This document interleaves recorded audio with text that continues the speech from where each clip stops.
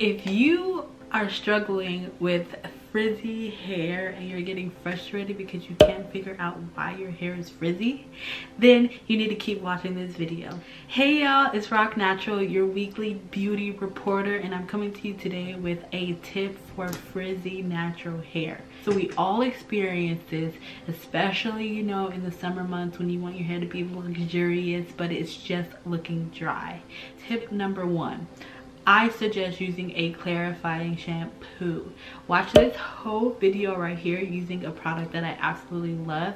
It's the Micellar Cleansing Water by Palmer's, and this product, no matter when I use it, is a game changer. I also like the Melanie Hair Care African Soap Conditioner, shampoo, because it really cleanses my strands and it helps the product to help penetrate and get into the hair. The second tip I'm going to give you is, a lot of people use brushes, which I too am a victim, especially if I'm going for like a sleek ponytail. I am brushing my hair. The key is to limit the amount of time that you're using a brush on your curls. So brushing your curls is not good. It can cause frizz, it can disrupt the curl pattern. It just gives your hair a look that you are not going for. And so if you can avoid using like a hard bristle brush on your hair, do it. I am victim. I use it around my edges constantly, and I can tell that those are the areas that struggle tremendously with getting curly and not getting frizzy. The third tip I want to give is make sure you are deep conditioning at least once a month, or no, once a week. Sorry, not month, scratch that.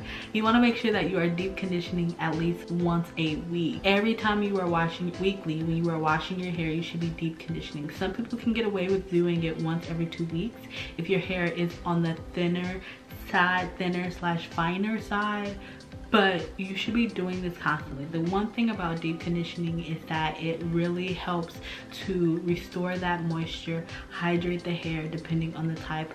Y'all know I love my Main Choice deep conditioners. I live by those. Those are the only ones that I found that really does wonders for my hair. I also like the Rio Geo one, but I would much rather pick up a Main Choice. It's a little bit more on the pricier side.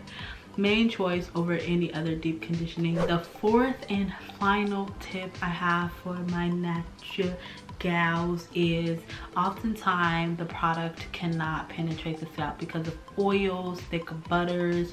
Try to limit the amount of product that you're using. I know that people live for shea butter, and I used to be one of those people that live for shea butter, but the moment I started to decrease it in my natural hair routine, I could tell a difference in my hair. I really try, and I hardly ever use any type of oils on my hair unless it's on my scalp. I know you've probably heard me hear that before. Every now and then I will use it to like seal my ends, but using oil is not a moisturizer, hydrator, anything of the sort. It's really good for your scalp.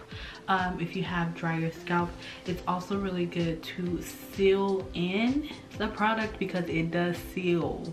Once it's on there, it's hard for other products to be on top and it still look the way that you want it to look. Girl, if you found this video helpful, I need you to leave a comment down below and let me know something you struggle with when it comes to your natural hair so that I can give you those tips weekly, okay? And subscribe if you haven't already for more videos like this, and I'll see you in my next one. Toodles.